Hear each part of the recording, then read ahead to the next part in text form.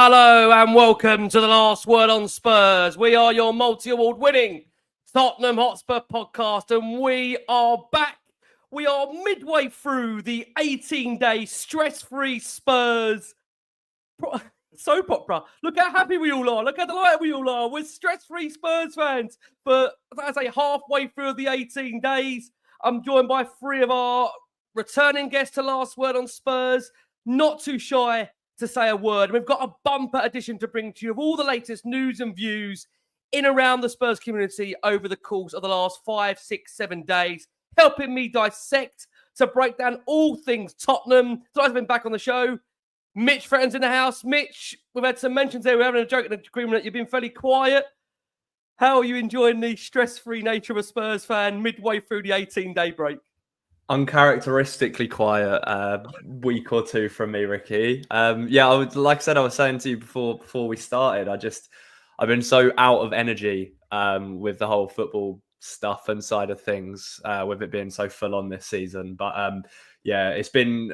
I know it's a routine comment to make, but it's been nice to step away from it all and recharge. But yeah, drawn back into the reality that there is still a lot of games of football to be played between now and the end of the season. A lot of stuff going on with Tottenham as per usual. So yeah, it's really lovely to be back on with a fantastic panel as well, and looking forward to jumping into some of the topics you've got lined up for us. Mitch, thank you so much. And I know it's one of those suggestions at the moment that when anyone gets me in contact or has contact from me, a shudder goes down their spine thinking, talking Tottenham? Oh, no, not again. What's he doing to me? Back on the show. These two are never shy of a word. The last time he was on, I was a referee in part of his performance. Hopefully more of a quieter episode. Second time in a week. Lumo's back. Lumo, how are you? Lovely to see you. You well? All good. Yourself? Everybody well? Not bad. We're midway through the 18-day break. How can we not be happy at the moment? They can't ruin it. It's pretty good. Listen, we're unbeaten since I was on last Sunday. A clean sheet? What a clean sheet. You're joking. They do exist. They do exist. More from Lumo in a second. Also making up our panel. I mean, this man's not short of a few words. He's that brilliant. Johnny Hamme's back. He'll tell you as it is. Johnny, how are you? You enjoying this break so far? Yes, it's absolutely amazing. I feel like I'm part of Angie's rotation and rest scheme, you know, where I'm down on the touch lines, not getting involved. It's actually been a real pleasure. I think we need to save ourselves, guys, for the drama that lies ahead. And boy, we've got some drama that's lying ahead. But listen, look, it's all part of being a Spurs fan. Absolutely. Ian and I have long in the tooth. We've seen it, heard it, done it. And this is just more of the same. So we're capable of coming through the other side. Yeah, I mean, that is a lot of hard graft right there. I won't say what you do get if you double their ages together, because I'm not getting back on here. So look, for those that are out there, just to kind of give everybody up to speed of where things are at, there was a Spurs 11. Allegedly, they were called legends. I don't mean that disrespectfully, because I know many, when they saw the lineup that Spurs put out in terms of their legends, were questioning, are these all legends? But there was a Spurs 11 that rolled back the years and lit up N17, I think it's fair to say, for, I jokingly said, for the first time in the last 17 months, with a 6-2 win over AC Milan Glory on Sunday. There was the likes of Robbie Keane, who hit a first-half hat-trick, with Jermaine Defoe and Sandro with an absolute pinger, putting us 5-0 up at half-time at the Tottenham Hotspur Stadium. Many couldn't believe their eyes in what they were seeing. We were rolling back the years, some wonderful players there that, again, I know for many growing up were part of their childhood. The likes of Jermaine Defoe, Robbie Keane, of course, Aaron Lennon. There was Ledley King there as well. There was Michael Dawson. There was Aurelio Gomes. And the reason why, again, I kind of said a Spurs 11 is I know there's different feelings about what people might make of the players like Chris Perry, Michael Brown, where am I even going? Dimitar Berbatov as well. Look, I said for me at the time when Berbatov came to Spurs, probably one of my most favourite ever players. By the way, would trap a ball, control it. It was just unbelievable. Again, I know the way Berbatov left the football club. Some may not be comfortable with the term legend being used, but it was held in aid of the Tottenham Hotspur Foundation, which is a great, great cause for the football club directly. All proceeds go into there. Lubo, let's open up with you. I know, like I say, there was it's crazy when you think, if you go back 2 or 3 years ago to, I think, the Inter Milan friendly, it was a 60,000 sellout at the Tottenham Hotspur Stadium. And I think there was, forgive me, I think an attendance in around the kind of 10 to 20,000 mark. Is that just kind of an indictment of kind of how tough this season has been, that many people at the moment are maybe enjoying the breakaway from Tottenham, with all due respect to the charity?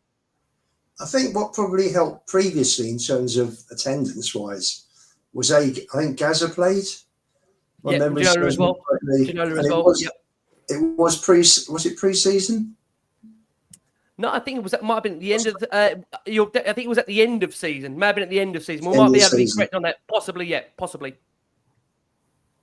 But I think Spurs fans have just had enough this season. To be fair, it's been a horrible season, and I certainly didn't have the appetite to go down to the lane. It's just nice to have a break. I mean, it's 2.5 weeks between the Fulham and Chelsea games, and I'm going to enjoy it.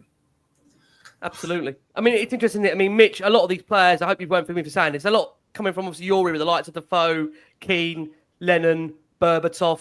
Was you surprised by with all due respect, when we say this the lack of a big attendance for that game? Or again, is it just kind of the timing of where we are this season, where I think a lot of fans are they're frustrated by obviously what's been a very, very difficult season. But the only thing I would say is that when you look at that first half alone, for those that did and were at attendance at the game and caught it on Spurs Play or YouTube, that they love seeing that bit of quality that maybe we've missed. And with all due respect, yes, some players were at walking pace, but the likes of Lennon, Berbatov, Keane, Defoe, King at the back, Dawson, it's great seeing those kind of players that remind you why, for a lot of the younger generation, why they love this football club.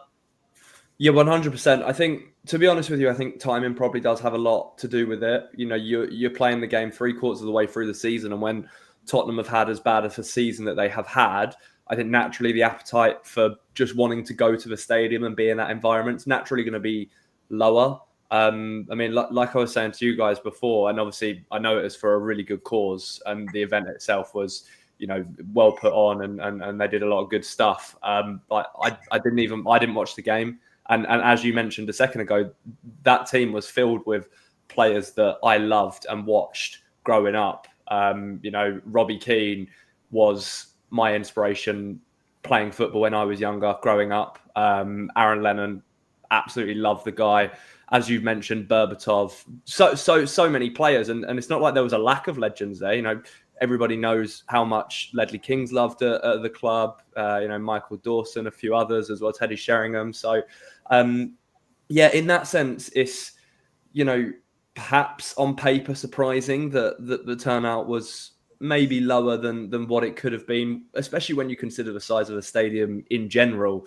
But yeah, none of us are stupid. No one watching this would be under any different impression that a lot of people are fed up with Tottenham at the moment. And I would 100% say that plays a huge factor into these sort of events. If it was played maybe in the summer before the season, it's a good excuse for people to want to come down and have a nice day of it. I think I went to the one when the stadium was just opening. I can't remember who that was against that particular game now, actually, but I remember going to that one, and I think the crowd was pretty big for that. So yeah, it's just one of those things. At the end of the day, the cause and what they did and everything is the main part of it. And although there could have been more fans there was still 15,000 or however many thousand there. Did enjoy it and would have had a good time.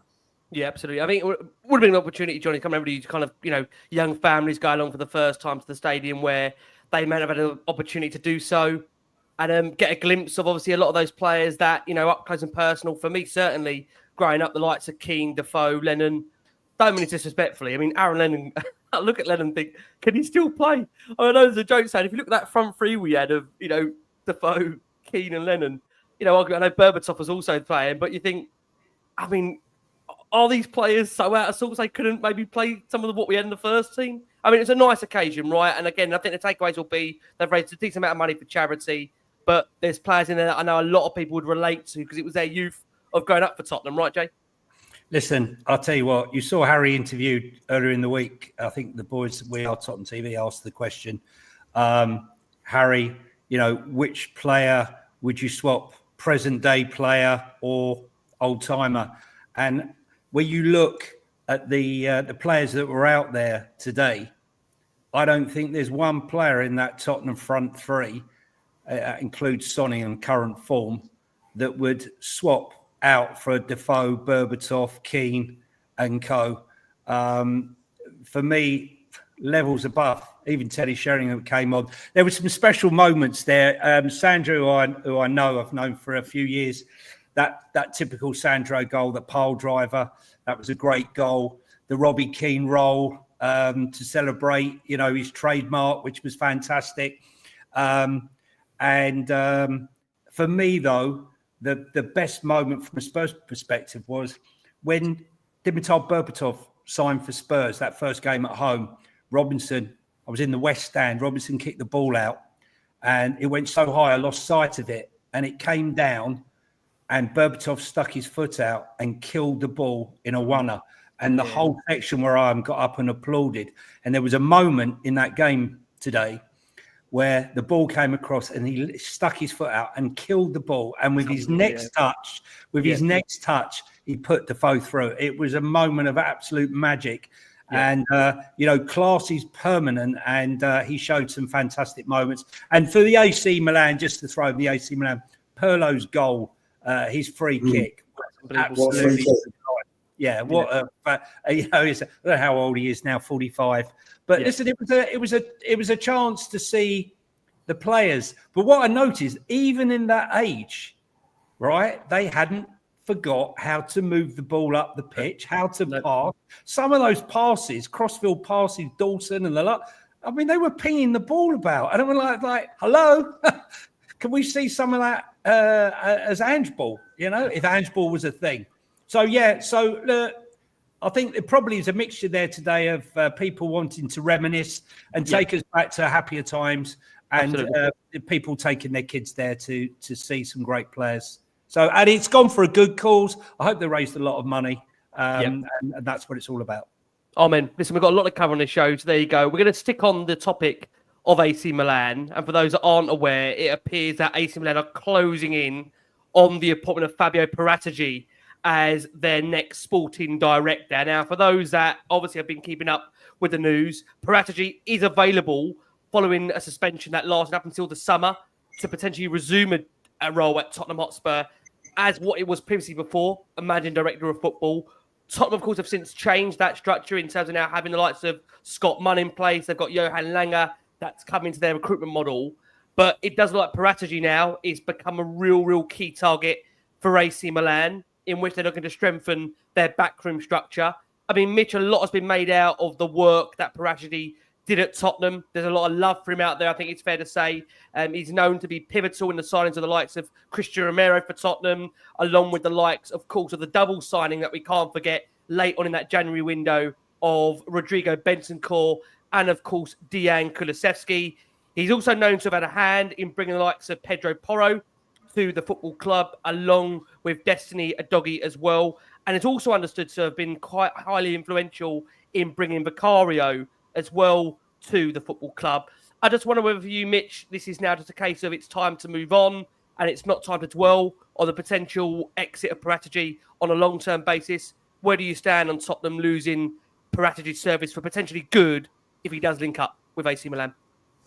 Yeah, I mean, I personally think it's a bit of a blow, to be honest, when you consider what our recruitment team looks like at the moment and the struggles that we had in January, Daniel Levy having to fly out places to try and convince players to join only to fail. And then obviously Ange came to the rescue with the Tel deal that is the one that I'm referencing there.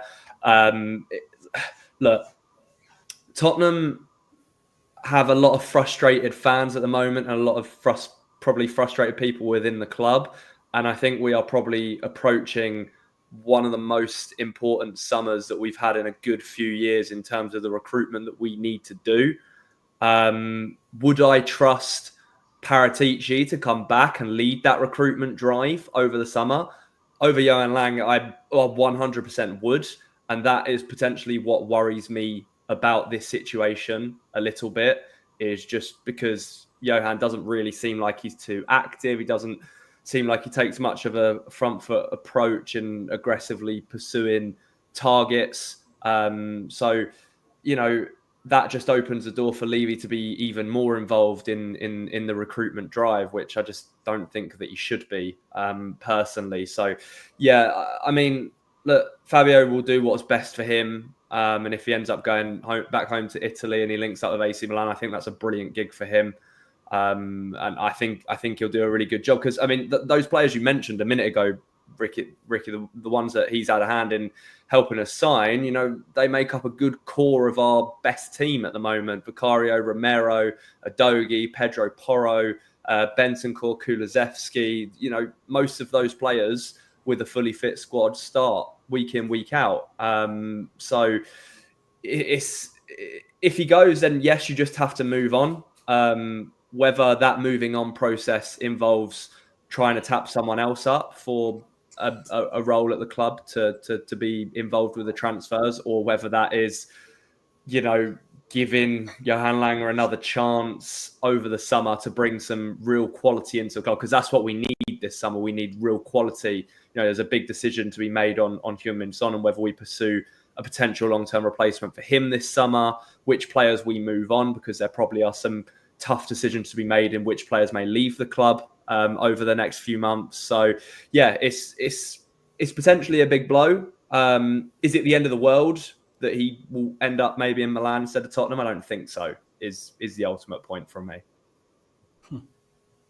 You're muted, mate. Jay, I know you've got some interesting detail on it. Before I come to you, I just want to get Lubo's thoughts on it. I mean, Lubo, look, you've been around football for a very long time. You've seen a lot of different structures at Tottenham in terms of their recruitment cycle and how they've done things. If it is the end for Fabio Paratici's time at Tottenham, what's your take on it for you? Because we do know he's been acting as almost a consultant for the club during this period of course, this suspension that limits him from really what he can and can't do. Is an argument that he's really been inactive for quite a while. What's your gauge on it for you? Well, if he goes, I mean, I'll let Johnny fill the viewers in on the sort of things he's been involved in from day one. But if he goes, you can just add him to the list of very good people that have been at Spurs that Levy has allowed to go, like Paul Barber, Michael Edwards, Paul Mitchell, Mauricio Pochettino, Antonio Conte, Jose Mourinho, getting rid of Martin Jol at half-time. I mean, full marks, Levy seems to get good people in and can't keep them. And it's a massive, massive problem for our club. A massive problem. We've got a CEO that cannot keep his best people. I always remember my father ran menswear shops, and I always used to talk to him about the staff. And he always used to say, good staff are hard to come by. When you get them, you lock them up. Levy seems totally incapable of doing that. Massive problem for our club. You've got a chairman who doesn't know anything about football, who brings in an Olympics guy, as chief of football operations, Scott Munn, whose biggest decision was to bring in a manager. And I've got to actually go back on one or two comments that I made last week about Ange being a clown. Sorry, guys, he's not a clown. Clowns are meant to make you happy. So, you know, again, Paratici going is just, if he goes, it'll be another for me, a big loss for Spurs. I mean, just to come on to you, Jay, just on the point of Paratici, because as you'll know, there's a hardcore amount of fans behind Paratici in his time at Tottenham, what he's done in terms of that element of bringing players through. Look, it's not just, you know, bringing in a lot of experienced players through. He was also quite a catalyst in bringing a lot of the younger players through that we are now seeing develop into the team. I think Johan Langer, to be fair, at the moment, it feels like the jury is out. I mean, look, can't get away from it. Langer's been absolutely pivotal in bringing, of course, Lucas Bergvall to the football club, which right now he looks to be the outstanding talent that we've got really at the football club. There's obviously a lot of decent youngsters still that we're hoping are going to flourish and come through. I mean, Archie Gray's one that, again, you can argue that, you know, whatever was to happen to him, he's got a massive, massive future ahead of him. Jed Spence, who interestingly was a club signing, maybe one that was more veered towards Daniel Levy than Paratici. I mean, what can you tell us from your perspective, Johnny? How big a loss would Paratici be long-term if he is to link up with AC Milan in what we're led to believe would be a sporting director role? I think this is a slow crash that's been taking place over about the last 18 months. I mean, this is a guy that came in and oversaw the reconstruction of what damage Steve Hitchen had done at the club. His first move was to get in and remove the Instagram kids who were at the club, players who were coming through who had no real future as a first team, any chance of a future as a first team footballer or any value asset moving forward to be sold. Cleared them out very controversially, and then went on a recruitment drive. First of all, bringing in Gabonini, who was the director of football for Udinese and Watford, bought in Steinson, and bought in what's his name for Rangers. He'll come to me in a minute. And he then went about recruiting the best 15 to 19-year-olds because he wanted to create a conveyor belt of talent, not just producing one player here and there. If you remember, we lost Romain Mundle without signing a contract, and he was instrumental in getting Daniel to raise the amount that they would pay for these kids. And we saw a flurry of kids signing for us, new contracts from the academy, and then the recruitment of the likes of Papasar, Destiny, and so on and so forth. And when you look at those players, we were so used to buying players and losing money on them. You know, we paid something like 12, 13 million for Papasar. We easily worth more than that. We paid 15 million for Destiny. You can go through a whole host of players. And as Mitch quite rightly said, they still form 2 years ahead now. They still form a large proportion of the basis of this squad. And look how transformative that first window was when he brought in Bentancur and Kulu. And he continues to do it. He was instrumental in bringing Vicario in and many other top players. I mean, you can say what you like about Romero. I still believe he's one of the best defenders in the world. Yes, he hasn't had the best season, for sure. But this was a guy who, you know, I've never seen a director of football. Remember, I think probably third game in at home, he was sat on the bench with Antonio Conte, and we were not playing well. And he was jumping up off that bench like he was the manager. And that's why fans fell in love with him, right? Because they could see the passion, they could see he cared, and he was always, you know, a fixture walking around the ground or walking around the concourses, phone to his ear, doing a deal. And, you know, I think AC Milan have got a great acquisition. And unfortunately, what we have got is Scott Munn, who has brought in his people and ostracized the very people that Fabio brought in. Because Steinson's left. Gabby, who thought he was going to be director of football, has been eased out. And all we've left now is Scalding, who I was trying to think of before. He's the only one left. Steinson was very involved in getting them to sign those contracts, liaising with those kids. So all we've got left is Scalding.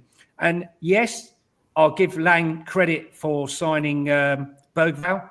But, you know, it was no secret Archie Gray. Spurs have been watching Archie Gray for a considerable amount of time. But I'm not going to give him prizes for spending 65 million on Dominic Solanke or 47 million pounds on Brennan Johnson. You know, let's look at it, you know, realistically. How many of those two players are you going to get your money back on?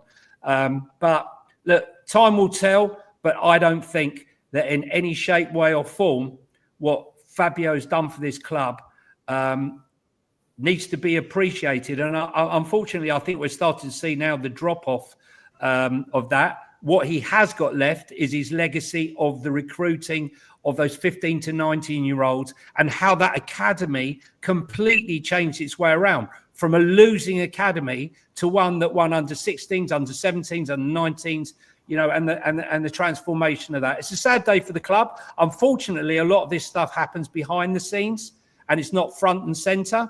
So, I think most fans who aren't in for Fabio will quote Brian Gill and Richarlison as deals that maybe didn't go his way as opposed to the ones that did. Yeah, and I mean, it's funny, isn't it, now? Because lots of people are not suggesting Nuno anymore. He's such a bad manager when Forest are kind of riding high as they are in the Premier League. Look, from one Who suggested him? Who suggested him? Yeah? Well, I mean, Fabio, right? You look back at Nuno, and again, at that time, I know many fans felt it just wasn't the right appointment for Tottenham. But I think what you can't be forgotten about Nuno is that the fact he wasn't allowed to bring his entourage of coaching staff with him. And again, how things might have been different, who knows? But obviously, Spurs did move on, and we've moved on with managers. And to be fair, we're on the fifth one since Nuno now. When I look at Ange Postecoglou, who, to be fair, Andrew's taking some time out of England. He's enjoying some time away in Greece at the moment, where he's being loved and adored by some of the Celtic fans up there. It's weird. We haven't seen Ange smile for such a long time. For our listeners and all, there's a picture of Ange meeting a Scottish fan with a big beaming smile. He's probably not used to getting a lot of love that he's had at the moment. And, you know what, it has gone fairly quiet on where we are with Ange Postecoglou. Look, I think for what appears apparent out there, Ange is going to be seeing out the rest of the season at Tottenham unless something does happen, which is unthinkable. I mean, look, we know we've got those couple of European games to come. We understand as things stand at the moment with regards to Postecoglou that Spurs still have a desire to make things work with Ange Postecoglou, but a review will take place at the end of the season. There's been a number of reports that have taken gauge in the last week or so that have suggested that Daniel Levy has informed Postecoglou that securing European football for next term is seen as a minimum requirement for this season. Spurs currently are 14th in the Premier League table. They are joint 16th as things stands at the moment. Only goal difference is keeping them away from that position in the league. This has been on the back of a week where the likes of Thomas Frank, Andone Iraola, Marco Silva have all been linked with the potential vacancy come the summer. But at the moment, as things stand, what's putting maybe Tottenham off the likes of Frank is there's a 9 million release clause on his contract. Marco Silva's contract is an 8 million release clause.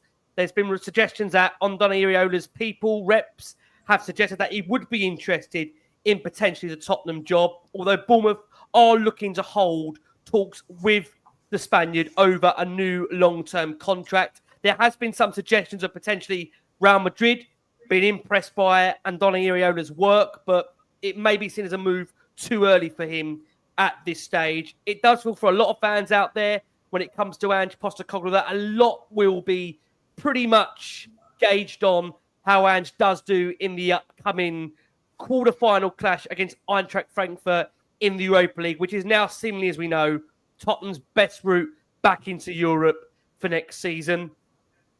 Mitch, I know we are probably sick of having these conversations weekly, monthly, bi-weekly, daily, hourly. We are in the middle of an 18-day break at the moment, so maybe I can ask you, where are you, Mitch, on Ange Postecoglou at the moment and his future?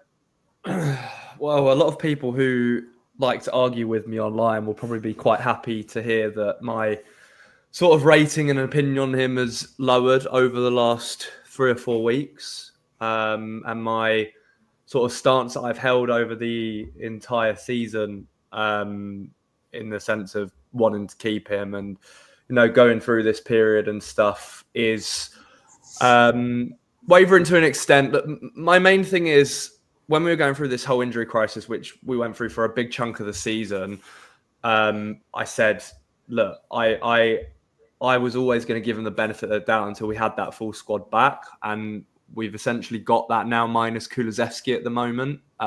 So I know Decky is a very important player to us and arguably been our best or one of our best players this season.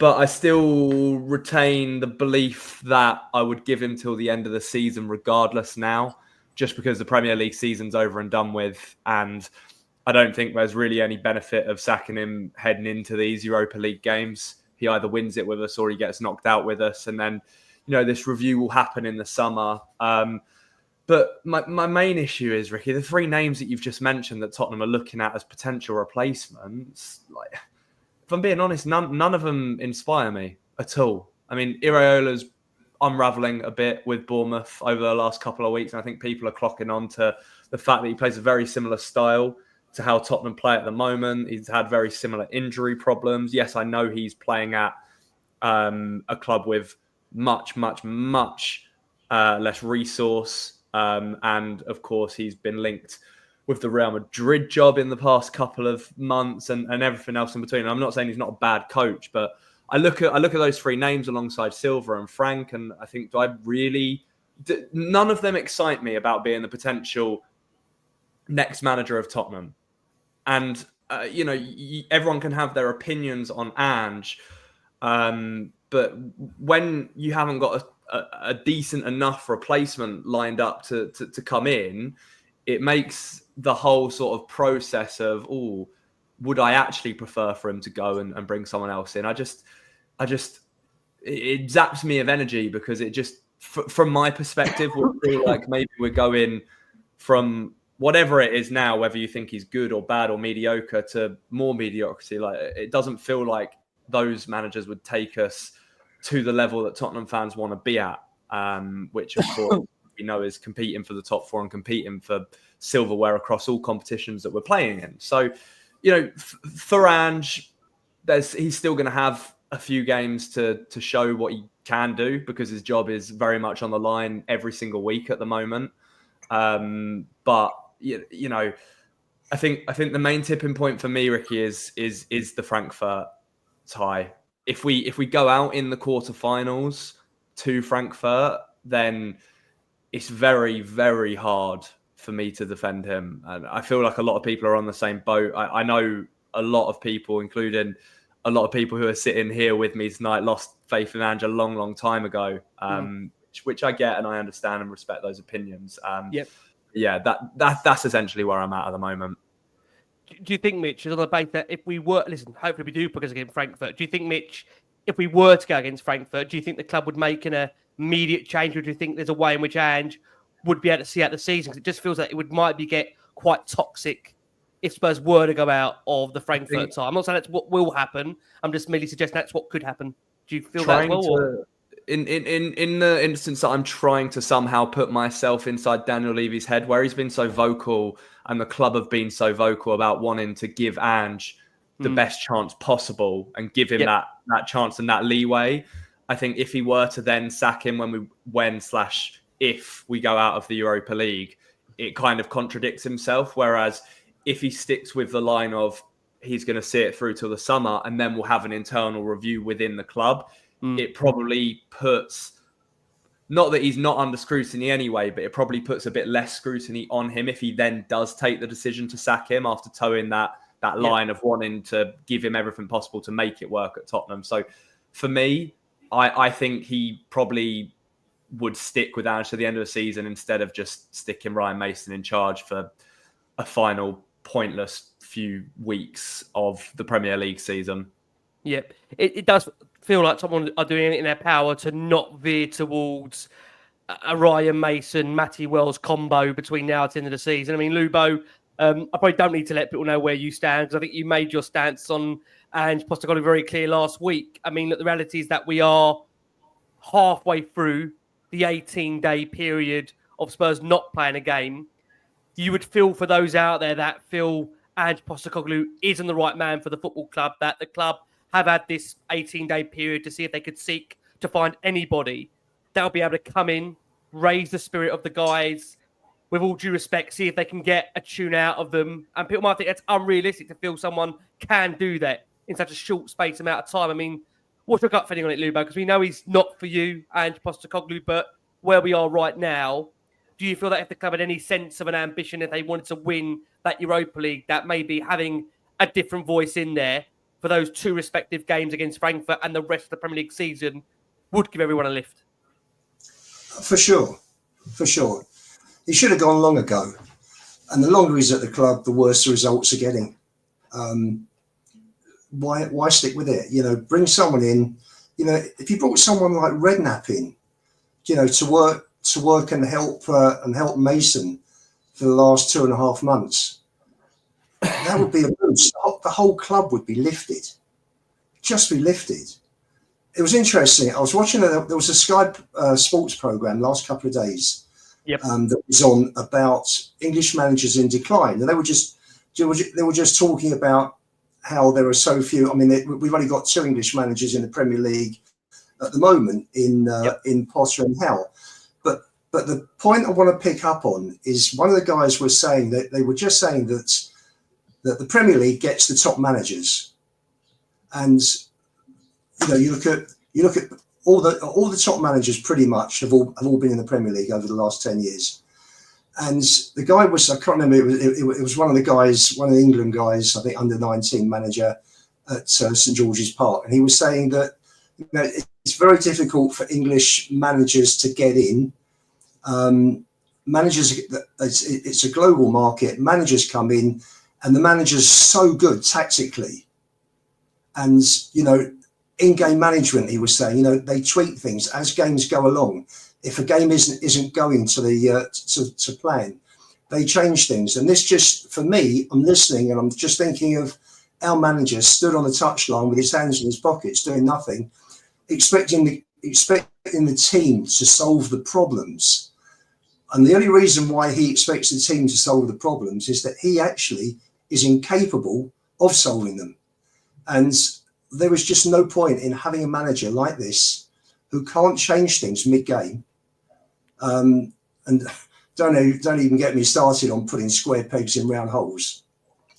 There is just no point in having him at the club anymore. It's just been a disaster for the last 16 months, and it's getting worse.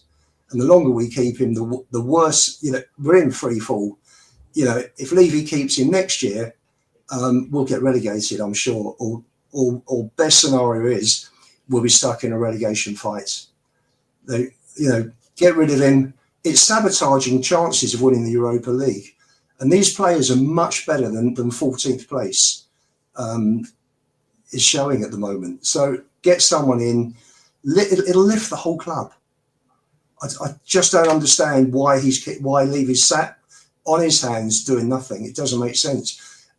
For the first time, we want Levy to be Levy, and he's not.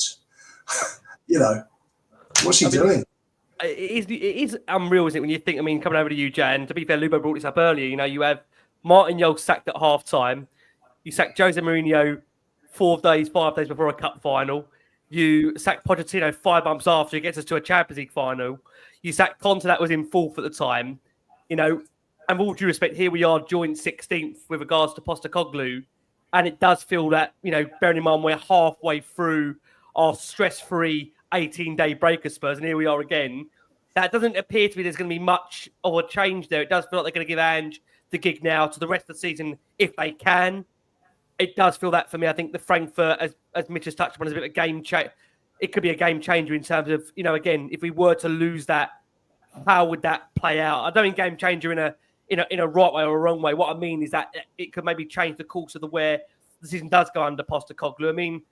Jay, your take on it again. I know you're not a massive fan when it comes to the manager. Can you see anything really happening between now and the Chelsea game? Do you feel whatever happens, he'll be there for that as things stand?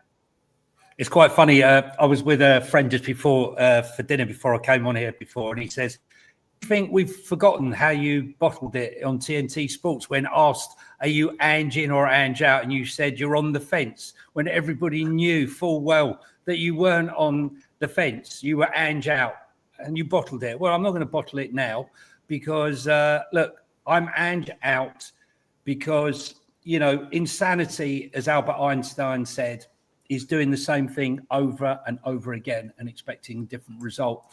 And I feel like I'm living in Groundhog Day, where I'm seeing eat, sleep, repeat, eat, sleep, repeat. I agree with Lubo, to be truthful with you. I think that bringing in someone like Harry till the end of the season to work with Matty Wells and Ryan Mason would lift the club.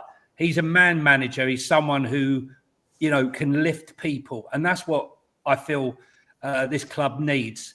I posted a video before the Fulham game. I was with Lubo for that game.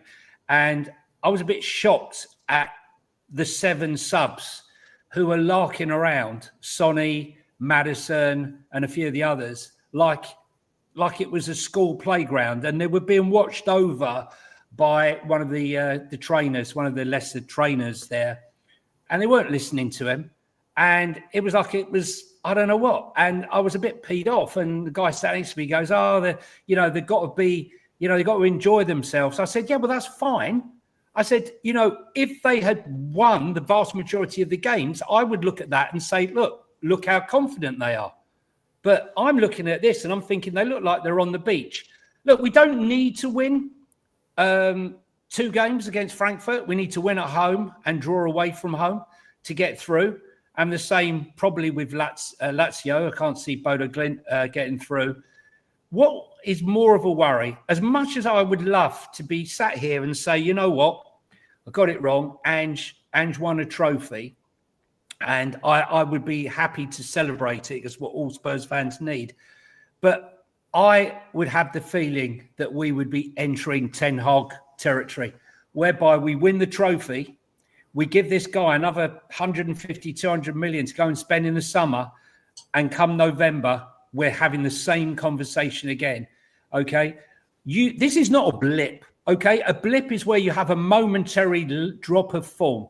But since that Chelsea game on November the 5th, 2023, we have lost 35 games. We have lost 19 games this season. It is totally unacceptable. I've been watching this team for a long, long time. I put up with all sorts of nonsense, terrible results, embarrassments, but this is too much to bear for me now.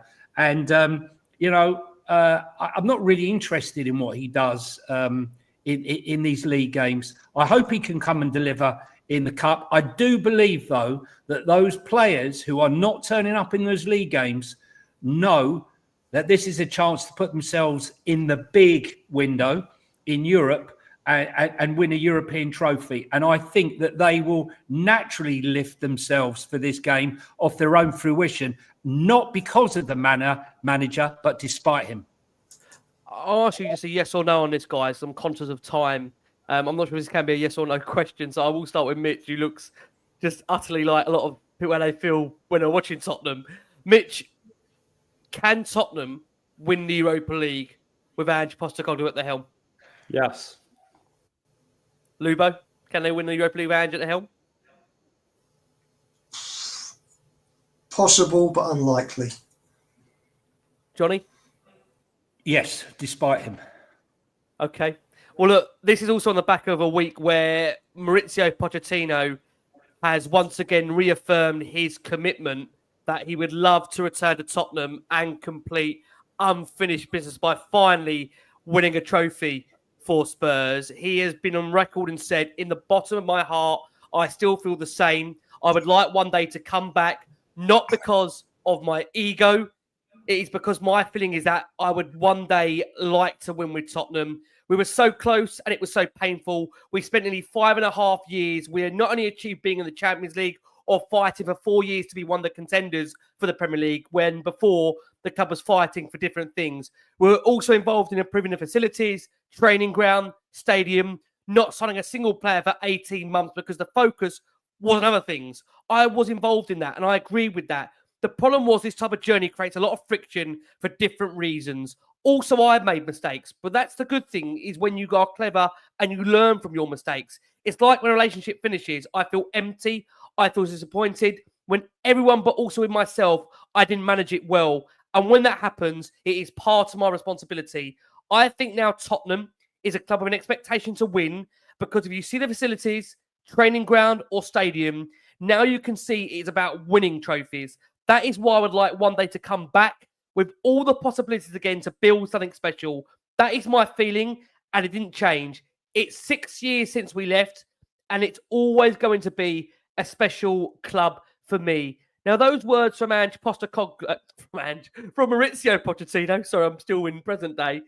Those words come off the back of the fact that in this last week, a number of images have been circling around social media, circulating around of the fact that Daniel Levy and I believe his brother-in-law met Mauricio Pochettino in Hadley Wood over a coffee, if you want to believe it's a coffee, at Limes Brasserie.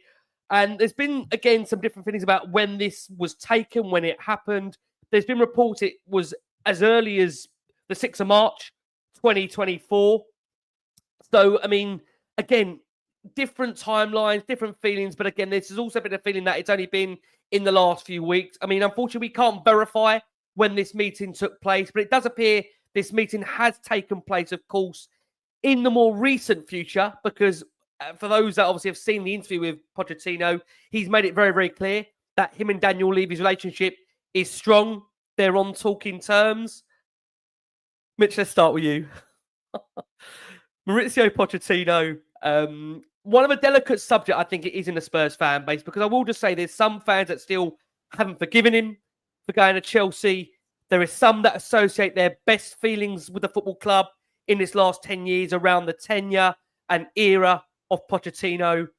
Quite where are you, Mitch, about Pochettino potentially coming back to the club on a week where we've seen Pochettino's US side lose to Panama, which I know it was billed as being a terrible, terrible defeat. I mean, Panama maybe aren't as bad as what you think they are in terms of the world rankings. They are in the top 100, but it's a really devastating defeat for Pochettino where, again, he's meant to be building a US side that can be seen as a credible side going into the World Cup. But again, the US are host for that. So your thoughts on these comments from Poch? Is he twerking and flirting where he's seemingly done that a lot during his time at Tottenham?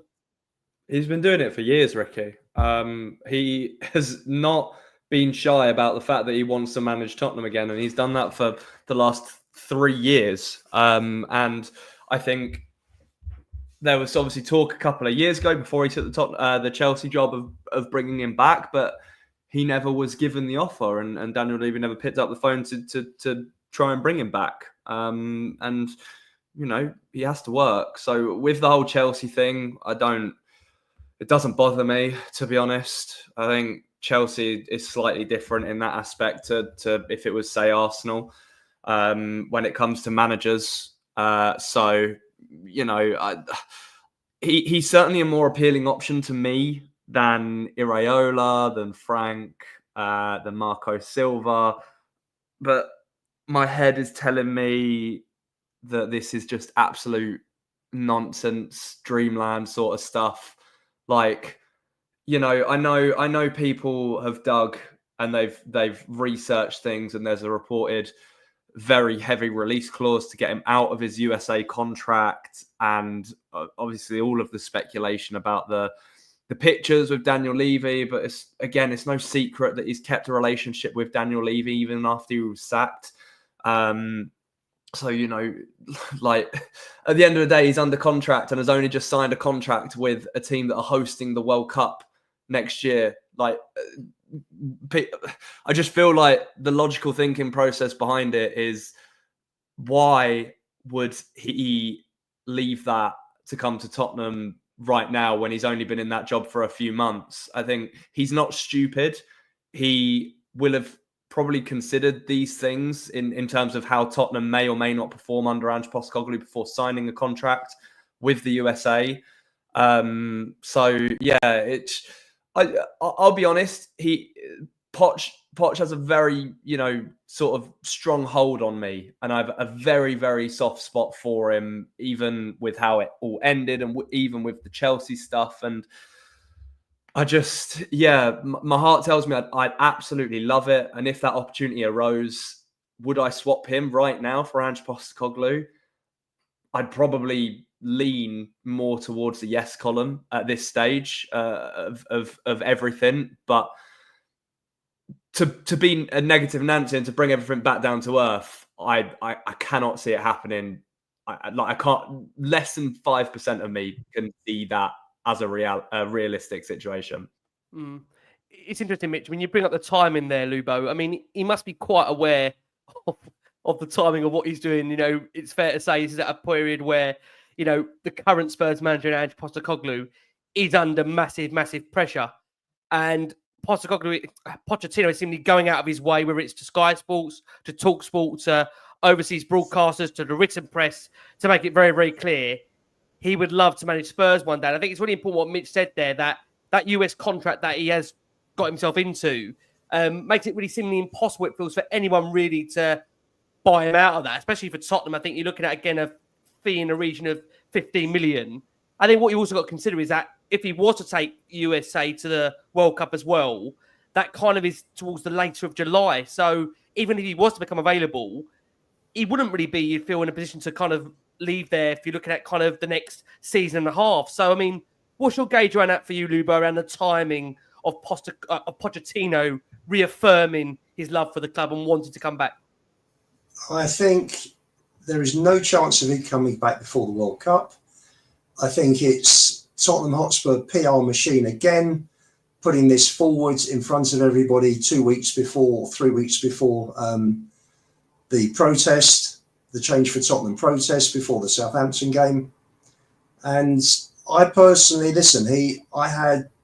we all had several fantastic years with Poch. He didn't quite get over the line. He didn't get the backing he should have got. Obviously, he made mistakes, but the football we saw under him, some of it was just breathtaking. And that last year at the Lane was wonderful when we finished up with 86 points. And do I want to see him back at Spurs? Yeah, definitely, but not under these owners. Let him come back when, please God, ENIC have sold and we've got owners that are determined and desperate to win things. He doesn't need to be, to have the guts taken out of him like he was last time. I remember seeing his interview after the win in Amsterdam when he was in tears, and you could see here was a guy, he'd had the guts ripped out of him. He was very emotional, and he got us to the Champions League final with no backing. Seriously, I mean, he did a fantastic job. If we'd have had proper owners that would have backed him properly, we may have had a stronger team that would have won that Champions League and may have won the league and may have won 2 League Cup finals as well. But we always seem to be playing in finals against teams that had better squads with chairmen that wanted trophies, who backed the manager in a much better way than what Levy backed Poch. So for me, love to see him back. He was the last manager that brought the whole club together. That night when he came out after the match in Amsterdam, we were in the ground for 45, 50 minutes after, was just fantastic. Let him come back when he could be sold. Yeah, I mean, you make a point there, Lubo. It's interesting, Johnny, the timing of these comments from, Pochettino, because this is obviously in the period where he's taken the US to the World Cup. And I'd imagine, I'd love to know what their thoughts are on that as well. I mean, bearing in mind that his full focus now, you'd feel, should be on delivering results for the US. He's had a terrible, terrible result in this past week, losing to Panama. I'd love to know what your gauge is, Johnny, on the timing of those comments from Pochettino, where he must know what he's doing. And he's under excruciating amount of pressure, I think it's fair to say. Even despite the fact he's gone to Chelsea, despite the fact that he never actually won at Tottenham, there's a lot of people that associate some of their best recent years loving the club when Pochettino was here. So why is he doing these? Why is he making these comments now? What is it to do? What is the reason for that, in your opinion? Look, I just think when you love something, you talk about it, despite the fact that you're no longer there with him, fond memories and what have you. Yes, he's twerking. I mean, he lost to Panama, who I was really shocked were ranked 41st in the league, in the world, in the football rankings, which came as a big shock to me. He was doing it on purpose. He's done a great job to try and get the sack. But look, the fact for me is there's no chance of him coming, but it works out on a timeline, absolutely perfection, because we'll have a new manager in the summer. That manager will last 18 months and we'll be going through the cycle again, and then he'll be ready for the next cycle, because the World Cup doesn't finish till July 2026, when we'll already be back in pre-season training, going to, no doubt, South Korea and Hong Kong again, like there's nowhere else in the world to go. But listen, it was a sliding doors moment with Pochettino. It really was. A guy who's gone 500 days without a transfer. Never happened before. Never, ever happened before. Yet somehow he found a way. And when he got frustrated, he came out and he said, it's a beautiful house, but I need some new furniture. And unfortunately, because he was forced to say that, some of the players, I think, who knew that they were part of the old furniture that needed change, sort of down tools. And how was he rewarded by Steve Hitchin? Some remarkable signings to really change it around. Ndombele, Ryan Sessegnon, Jack Clark, and Lo Celso.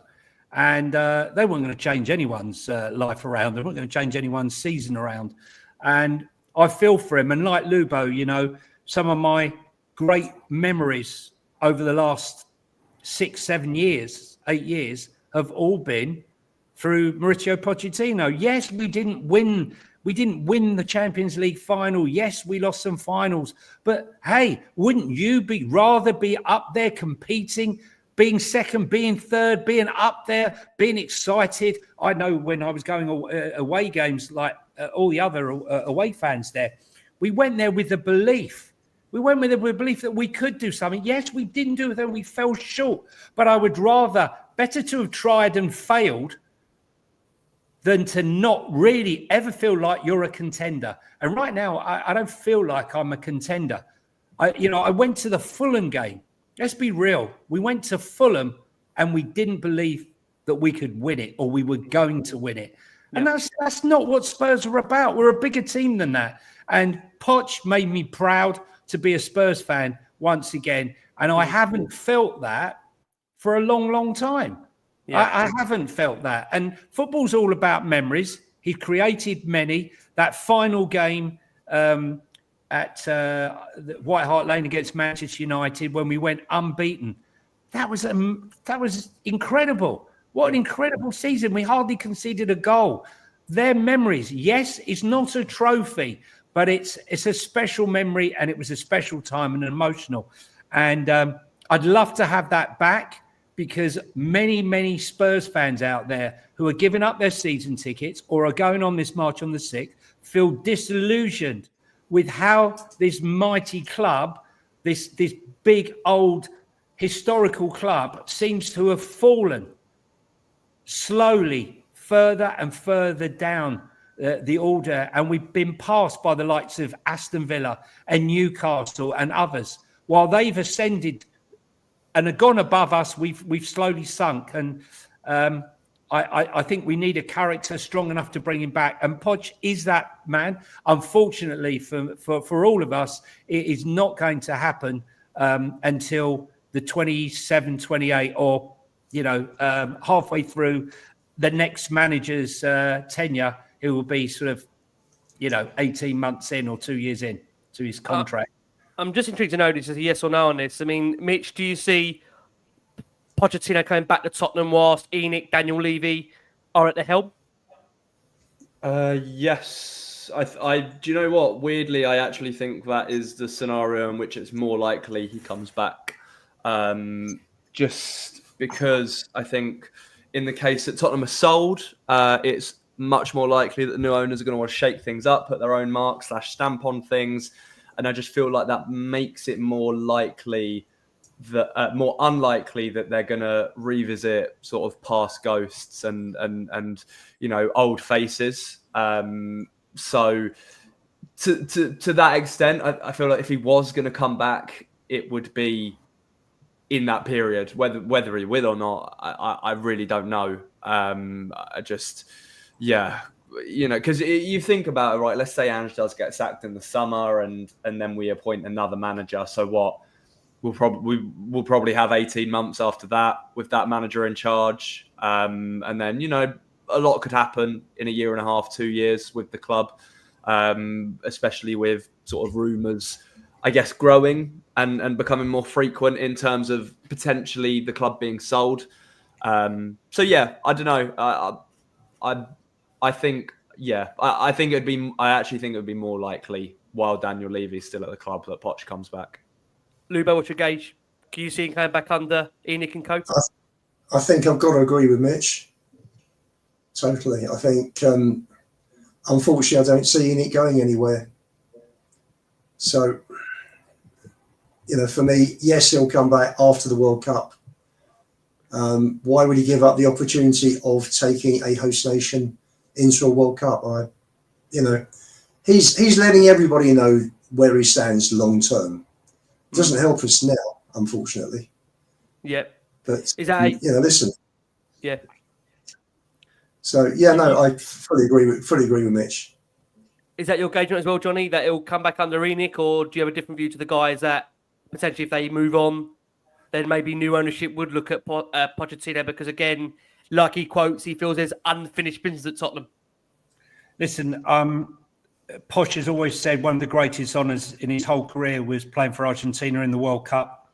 He said it's the biggest tournament, and so few people in history, managers in history, have led their home nation, or led a home nation in a World Cup. It's one thing to leave a club to go somewhere else, but to leave a country, it's not going to happen. I was thinking with Poch when he left, I love Poch from afar when he left, and when you saw him go to Chelsea, it was like seeing your ex-girlfriend going off with the guy you hate the most.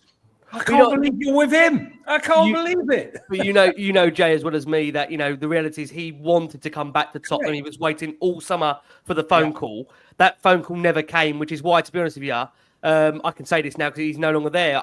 I didn't really feel this kind of hatred or anger towards Pochettino because a man's got to work, and you could argue, but 100%. Why did he have to work there? The reality is he made it very, very clear he wanted to come back to Tottenham. He never got the phone call. I find it intriguing now that where we are now is the fact that him and Daniel Levy, whatever you say, have patched things up or they're on good talking terms, and it's at a point where it's all being released where yet another Spurs manager is under massive pressure. Contributing to the show, Matt says, another result like Panama, and he may be a free agent. Look, again, if he was to go on a terrible run at the US, you don't know. But I think by the self-sabotage. I think for the US, he's a big. I think for them, he felt like a big pull to get Pochettino. A man that whatever you think about what he's done in the game and what he hasn't won, he's still very well respected around the world for the job that he has done overall in management. That's why for them they were delighted. So one to keep an eye on. I'm going to move on with regards to some news that has been filtering around the Spurs fan base in the last 24, 48, 72 hours. I know there were images circulating online that Tottenham are expected to announce imminently that Rodrigo Bentancur has signed a new contract with the club. When this did come out a few weeks ago, there were a few and ahhing as to whether this would be the right decision to award Bentancur with a new contract. Obviously, he's had that situation in the last, of course, year where he's been suspended for a period after using racial remarks against Heung-Min Son. There's been obviously also a period of suspension where, again, he's lost his head to some degree in some tackles where he's had to sit on the sidelines. It just feels at the moment with Tottenham's midfield, it's a bit of a mismatch at the moment. And I think we can all agree that the Bentancur we saw in the Conte period was arguably one of the best Spurs midfielders that we signed in many, many a year. But we haven't got Bentancur back to that form. And the question is whether it's because these players aren't being coached better enough under Ange Postecoglou, whether maybe we see a different change in manager, we get that Bentancur back that we saw under Antonio Conte. But at the same time, we're also hearing rumours that Atletico Madrid have inquired over potentially signing the player. They're understood to have also tested the waters for Bentancur back in January. But whether there's been any concrete negotiations is uncertain. It's understood if Bentancur is to sign that new contract with Tottenham, that will lead into becoming one of the highest paid players at the football club, which again may cause a certain unique feeling around that. I mean, Lubo, let me start with you on Bentancur, because this is a player that when he was first signed under Conte, he made such an immediate impact on our season. He got us, of course, into the Champions League between him and Kulusevski. And you were wondering what a quite amazing acquisition we've signed here, but we've never really seen the best of Bentancur really since that departure from Conte. And also the fact that, again, can't get away from it. The guy's had at least one of the most horrific injuries in an ACL where, as you'll know as well as you in your footballing days, you have an ACL, there's no guarantee you're going to come back being anywhere near the same kind of player. Will Bentancur get back to being that player we saw in that first period of when Conte was at the football club? I fear not, because we haven't seen it, have we? He got that shocking tackle at Leicester, came back, 8-9 months later. I mean, he was brilliant against Villa until Massey Cash took him out again. and he's just not the same player.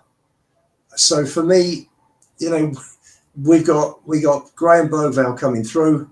I keep Sarr, I get rid of Bentancur and Bissouma, and I go and get a proper leader, a proper six, which would mean having a new manager, and maybe one other midfield player. Because for me, the Bentancur, Bissouma, Sarr midfield for the last year and a half has been pretty inconsistent. I certainly wouldn't be offering Bentancur. I'd sell him if Atletico Madrid give a decent offer.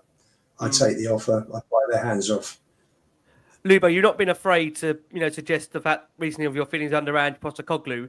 Is it the fact that these players are just not being coached good enough? Because, as I mentioned with Bentancur, under Conte, he was absolutely formidable for Spurs in that midfield that led us back into the Champions League, if you remember. So you don't have the confidence that we could see him under a different manager flourish? I think he will be better. I think every player at that club will be better under a different manager. A manager that coaches the players. I just think it was a bad injury. Yep. And he's come nowhere close to that form he showed under Conte. I mean, you were looking at him under Conte and thinking, Jesus, 16 million. This is like Paritici's pulled off a most fantastic deal here. Yep. But I just fear the injury has taken its toll. Yeah. What injuries should I say? Yeah, I mean, that's fair. It's quite interesting, Mitch. Again, there's a lot of people that maybe suggest, these players are done. They go away, they play for their respective countries, and you think, no, they're not done. There's still a second wind of him. I know many actually saw Bentancur on international duty for Uruguay against Argentina. And, he was actually formidable in that game. For those that had caught a glimpse or watched him, there was one moment where, again, he bypassed the midfield with the ball, carried it so well. And there's that feeling as to whether maybe under more of a competent manager from a coaching perspective, whether there's still another cycle under Bentancur's period at top that we're yet to see. I mean, what's your gauge on that for you, Mitch? Because again, to offer this guy a new contract, there's got to be a feeling that surely there's still more to come. Or is it just a case of tying these guys down so they're not going to run down their contract? Is it purely just to keep their value? Yeah, I mean, potentially. I think it's very harsh to say that Ange doesn't coach his players personally. And I mean, the point you've just made there about his performance for Uruguay, I think that sums up Tottenham this season, because Bentancur's had very good games for us this season as well. But he's also had very bad games and he's been very inconsistent, just like Tottenham as a whole.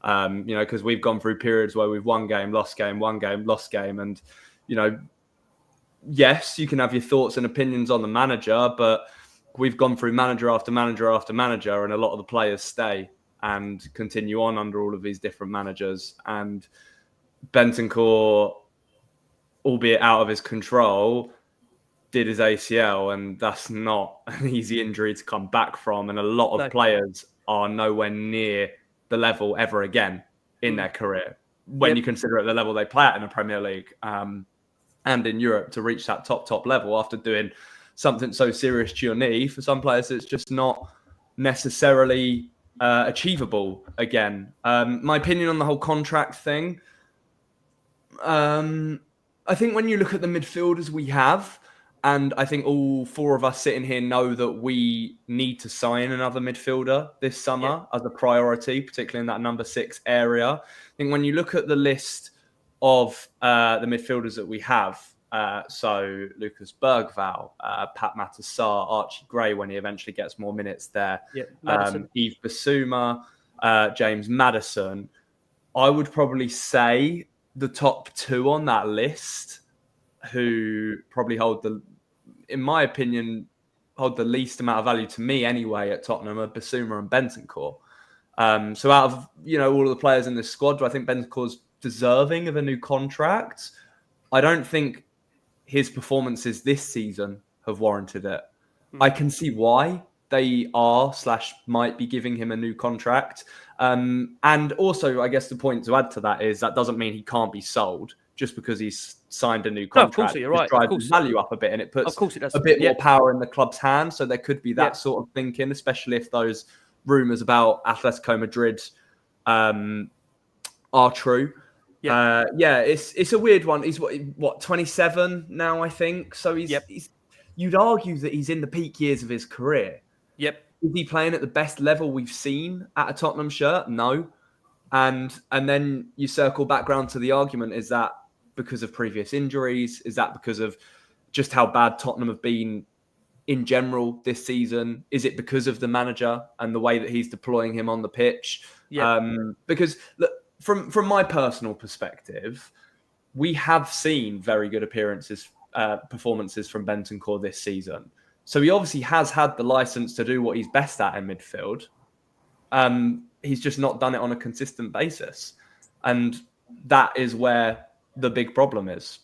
Tottenham don't have enough consistent performers on the pitch to be able to compete with the teams in the Premier League, mainly, that have seemingly stepped it up a gear this season, a lot of them anyway.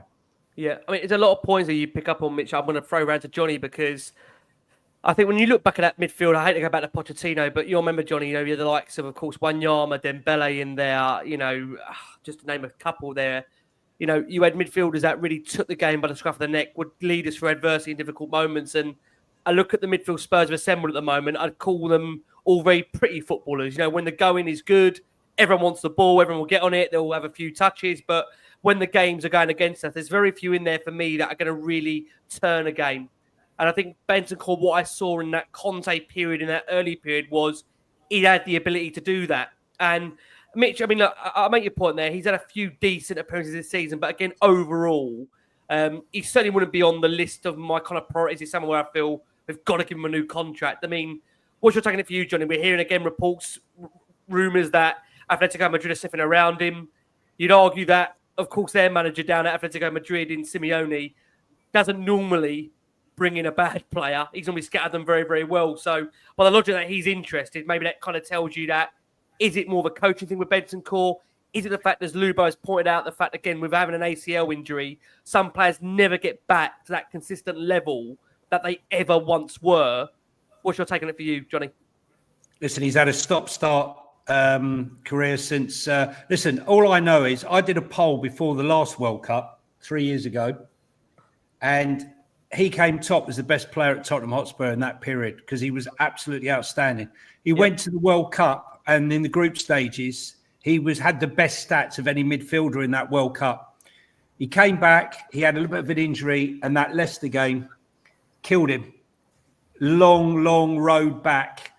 Then come back, started to show the old Bentancur until Cash came and took him out, put him out again. Then he had the comment of the comment about Sonny. Then he had the thing when he was jumping into the crowd to defend his family. It's all stop-start. But if we're judging people on their form this season, then we wouldn't be renewing the contract of 3/4 of the squad, right? Because most of them haven't been performing this season. What I'll tell you is that Bentancur has not, I'll be the first to admit, he has not had the best of the season. But I was watching the Uruguay-Argentina game and the highlights of it. And let me tell you, that's the Bentancur. He's still there, right? Yeah. That player is still there. This is to do with the system and the manager. And, I've seen so many permutations over the last 18 months with this manager in midfield, and none of them work. Can I just say, Johnny, on that point, I think he's had over 100 combinations. 150 or something. I think around 150 different combinations since the period of when he's first started at Tottenham till now, where he's altered and changed the midfield. In arguably an area where normally your best midfielder, your best defence, and it is staggering when you think you've had that many different combinations since the period of when he took over, which has only been 17, 18 months. To have 100 different combinations is insane, isn't it? It is insane when I say it. Well, listen, look, for me, if you speak to players, to find their true form, they like 4, 5, 6 games on the trot to start getting that consistency and that form back. Stop, start. Look, I personally believe he's a Rolls-Royce player, the way he moves the ball and progresses the ball. He plays a lot better when Romero's in the team. They have a very good understanding with each other. And it did show when he was out, when Romero was out, that his game did drop off. They seem to read each other very well. But I agree, Bissouma needs to go. But this is a squad-based game, and we need depth and we need experience. We've been going on about experience. Bentancur has experience. There's no reason, I can tell you that, there's no way Simeone is buying a player he doesn't think has lost his way, right? The guy still has his quality, and as Mitch said, 27 is in his prime. Yep. The question is, can he recapture the form? He did say, in fairness, when he had the injury, through the people I know, that he wondered whether he would recapture the form and be able to perform in the Premier League, or he would have to go back to playing in Italy or in Europe where the game is a little bit slower. So there is that little bit of doubt. But if you're looking for class, you're looking for experience, Bentancur is a player that you have to keep. You have to sign a new contract. And but get rid of Bissouma, but we still need that monster six. Yeah. Okay, final round of the table on this. Keep or sell, Johnny. Keep or sell, Bentancur. Keep. Lubo, keep or sell? Jesus isn't playing. He's not an option. He plays for Arsenal, doesn't he? Yeah, nails them crosses. I would keep hoping that a new manager can get him back to his old form. Okay, Mitch, keep or sell? I would also keep. Okay. I think he needs. Sorry, just to add. I know you said very quickly, but I think he needs that partner, doesn't he? I know obviously you guys have just talked about the combinations, but it just doesn't feel like he's found a partner next to him that he can play next to week in, week out. That's what maybe he's missing, and I think it will help him a lot, particularly if he's not completely at that same level he was before. He's better with Kulu. I would just say he's better with Kulu and Romero. That trio in the middle, there's a lot more strength and maturity in that team. Sorry. You want him with a partnership like he had with Højbjerg, which was pretty good. Yep. I think it goes back to that point. We are looking and seeing where that number 6 is. Let's see what the club do in the summer. Sticking on the Italy theme, it's been a quiet few months for the Radu Dragusin's camp, so it means we're due a Radu Dragusin update. So we've got to share it with you very, very quickly. Radu Dragusin's agent, Florian Murnia, says his client misses Italy and will be very interested to be coached by former Spurs boss Antonio Conte.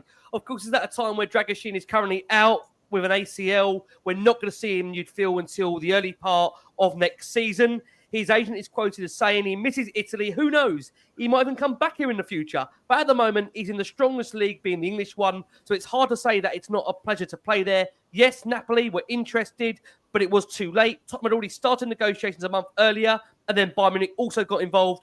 In the end, the boy chose Spurs. All the players in the world would like to be trained by Antonio Conte to improve. He is a stratospheric level coach. But for now, I can't say anything because Dragusin has a long contract at Tottenham. But he did say something and he did speak. Mitch, quickly on this. I mean, the blokes, I don't mean to be rude when I say this about Dragusin.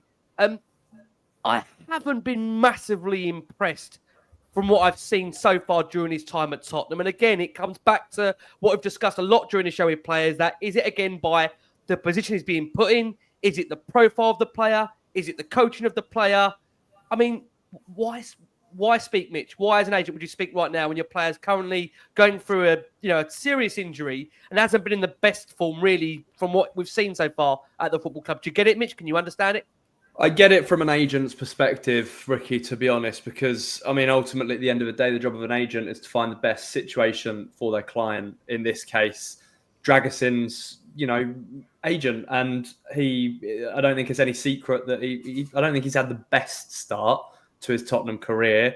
He's obviously on the road back from a very long injury now, or a very serious injury, rather. And there's no guarantee that the manager will be here when he's back, or will be the same manager. So, maybe it's being said with perhaps a thought in mind that someone else might come into the club and decide that Radu Dragusin isn't his cup of tea whatsoever. And he was. I think he's very well rated in Italy. And to be honest, I get it. Like the Conte stuff, I think if you ask most players out in the world of football at the top level if they'd like to play under Antonio Conte, I think 98% of them would say yes. So yeah, I get it from that perspective, but his agent don't half do my head in with how much he yaps for pointless reasons and things and timings. So yeah, bit of a weird one for me. But I get it. Transfer window opens in a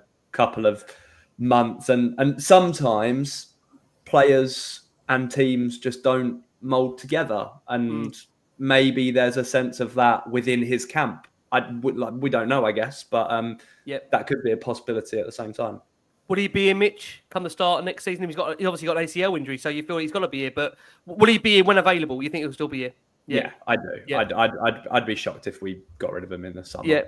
I mean, Lubo, as we know, this kind of ties in quite nicely with the fact that I'll also bring this story into play, that Christian Romero is deeply upset by the way the Spurs medical staff handled his injury. He's doubled down on this. He said, look, I'm grateful that the national team's medical team was able to get me out of that bad moment. I mean, there has been, again, reports over the last few weeks that Real Madrid are increasingly interested in signing Romero come the summer.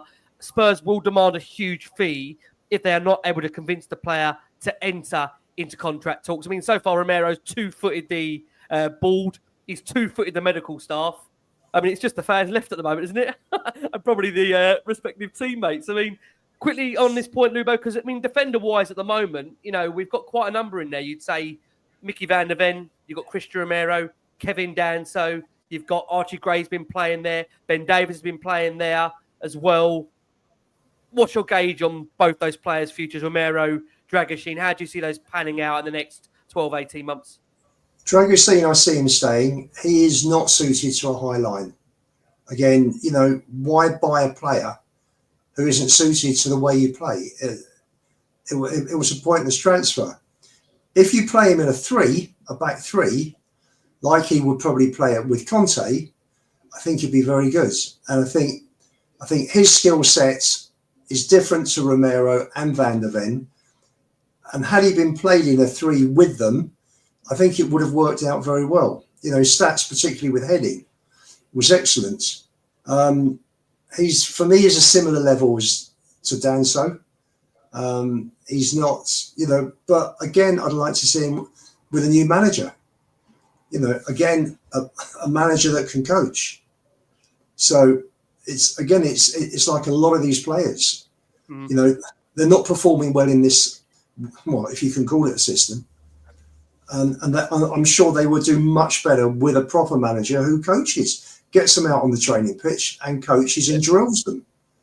You know, and doesn't play a high line with two at the back and no six, and fullbacks that are up the pitch as playing as tens. Just madness. It's just madness. Sorry, I know a lot of people say I bring out everything I've been saying, but you know the discussions we've been having bring Ange into. Unfortunately, it leads back to a lot with regards to the manager. So on that point, Lubo, you think as things stand, Dragusin's saying Romero, I think, is going. The guy's a World Cup winner. He's a Copa America winner. Yep. He's, you know, when he goes out and he plays, you can see he wants to win every single game. He's obviously very ambitious, and I think he will leave for the same reason that Harry Kane left. Because he's got more ambition. He's got more ambition than the owners. This summer, Lubo, Romero to leave? This summer. I think he'll be gone. On that point, as Lubo's brought us into it there, Romero, Dragusin, where are we at with both of them in your mind in terms of their futures at this football club? Well, it's interesting, right? Because Dragusin was bought to Juventus by Paratici, and he had Bentancur and Kulu there all at the same time. And they had to... Lang had to call upon him to help do this deal because he knew both of their parents, Dragusin's parents, Olympic athletes, to get him to the club. But as Lubo said, you know, he was playing in a back three in a standard system. So why the hell would you sign a player who's not a speed merchant, who plays in a back three, to play in a high line too and expose him?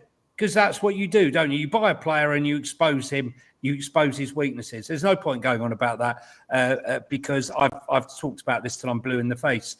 Even when we signed him, So I thought, oh, maybe we're going to play in a back three.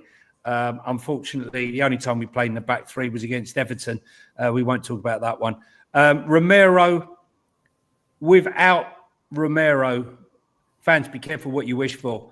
The abuse he's got this season, I understand it, but when you've had 2 weeks holiday from the Copa America straight into preseason training, 2 weeks, not 6 weeks, 5 weeks, I said it, unless he's given a rest. Right, we signed him from Atalanta with a muscle condition, which meant it had to be monitored, and they've known about it, Spurs, since he signed. And I said I'm worried that he's going to get injured and he's going to be a problem. But what he offers us is fight, commitment. What a passer of the ball! The type of player that when you're 1-0 down, he's up at the other end of the pitch, trying to score the goal, trying to win the game, driving people on. When you've got a team with no leadership, he is a leader. But I fear he's going to go. And if we are going to lose him, which I fear we might, I'd like to get Dean Huijsen in from Bournemouth. He's a cracking player, Johnny. I just wonder whether a player like that, unfortunately, will be. And I see Mitch is nodding there as well. I think he's going to probably go above our radar. I think he'll probably go to one of the Champions League clubs. I might be wrong. I don't know. Yeah, listen, look. If we're going to sell Kuti, which I really don't want to do, I think we'll be at a loss without it. For me, you've got to replace class with class, and I'm not going to say Dean Huijsen is at Kuti Romero's station in life. Hasn't won a World Cup and 2 Copa Americas, Italian Defender of the Year, made God knows how many teams of tournaments, Kuti.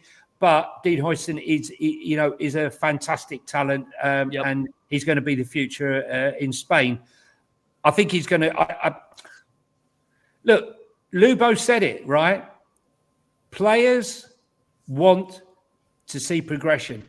This club is not showing any ambition. We're sat in 15th, 16th, whatever position you want to say.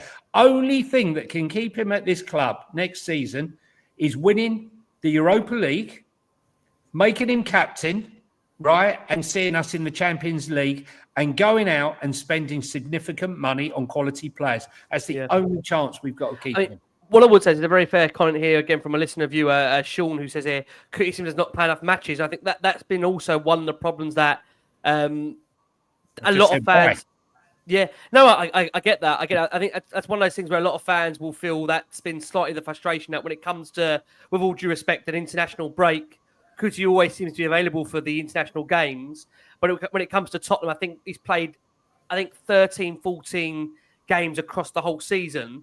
I think when you look at him and Mickey as a pairing, the problem that we've had is really keeping them both fit is a massive, massive issue for us. Now, again, it circles back to what Lubo just said as well, where a lot of these conversations circle back to, is it down to the way? Is it down to the system? Is it down to the manager? Which, again, we're only going to really know when there's a change in that. But the reality is that, Romero is a talented player. And I think just to pick up on your point you said earlier, Johnny, when you said he's been copping some stick, I think he copped some stick in the earlier part of the season where he was at fault for 3-4 goals in the initial opening period of the season. But I think as the season has gone on, I think there's no doubt about it that we have missed Romero's leadership on the field. There's no doubt about that. And I just wonder whether, again, like you say, like Lubo said, is it a point similar to Harry Kane where he just feels he's coming into his prime years now? Can he achieve what he wants to achieve with Tottenham? And I think that's going to be probably the difficult question or scenario that's going to come his way in the summer if Tottenham do not show an ambitious mind when it comes to, number one, what they can do about the manager, and number two, the calibre of players they're going to bring in. So we will see on that point. And again, this is quite an interesting follow on this, that Mathys Tel, we're hearing from transfer expert Fabrizio Romano. And again, take as this what you will, what your feelings on this, what I'm going to suggest and put out to you there, which has been mentioned during this last couple of weeks when it comes to this break we've had, 18-day period, we're halfway through, which is why we are still smiling at the moment. Tottenham officials are delighted with the progress of Mathys Tel, despite he struggles to adapt to the demands of English football. Fabrizio is quoted in saying, for Mathys, they're very happy with the boy, with the attitude, with the potential they see in the boy, and that's why they were fighting for weeks to sign him in January. At the moment, the indication remains, as Postecoglou always says, that they trust in him for the future. Then let's see what happens. The French under-21 manager, Jérôme Batil, has said he has a mentality and appetite of a real goal scorer. He's a player with great potential who needs to be developed, and his professionalism to establish himself. He must show that he's efficient and effective to reach the higher levels. There's still work to be done. The foundation is still very, very interesting. Mitch, let me start with you. Mathys Tel. Fair to say we're yet to really see the best of him in a Spurs shirt. Just the one goal so far in, of course, that debut appearance against Aston Villa in the FA Cup. Just feels like we don't really quite know his best position. We played him out on the wing against Fulham, where you could argue it probably was his best game to date. But again, we're judging someone with very few appearances so far. What have you made of Tel's time at Tottenham so far? Yeah, it's really hard to judge, isn't it? Really hard to judge. I definitely don't think he's a lone striker. I think we have seen the games, or enough games from him in that position when Solanke was obviously missing, to suggest that I don't think he does enough to be able to be that number 9 in the Premier League, where things are so physical and you get defenders pressing you even if you're on the halfway line. So I think the more impressive performances from him have come on the wing, and obviously there's all of this talk about and wanting to play him alongside Dominic Solanke. So I think, do you know what? That's one of the very few things I'm excited to kind of see unfold when the international break does eventually end, because I don't think we've seen anywhere near the best level of Tel yet. And I know his start to life at Tottenham hasn't been great, but I don't think there's any doubt that across the world of football, he is regarded as one of the top young talents. He was very, very much obviously in demand in January, as we know, so many clubs inquiring about him. And you don't get that many clubs inquiring and trying to make a deal happen if you don't have the talent. You really, really don't. And Tel has that talent. And I've seen a brilliant clip of him with the France under-21s when he was in training the other day, bending one right into the top corner. So, you know, we're still sitting here waiting to see him unlock that level in the Premier League. But sometimes it takes a bit of time. And that's what he needs. Hopefully, the sticky situation is if he doesn't show it before the end of the season, because then you have that decision: are you splashing the £60 million on him when you haven't seen maybe enough talent or performance to warrant that price tag? Which I think a lot of people are perhaps questioning: is he worth 60 million? So that's the big question. I hope he can prove that he's worth it, because I like to think that he could be a very, very good Tottenham player for many years if we were to sign him permanently. What you've seen so far, though, what would you do from what you've seen so far? Which is, again, hard. It's hard. We're based it on 5, 6, 7 games at the moment. What do you feel the club? I suppose. What do you feel the club will do come the summer?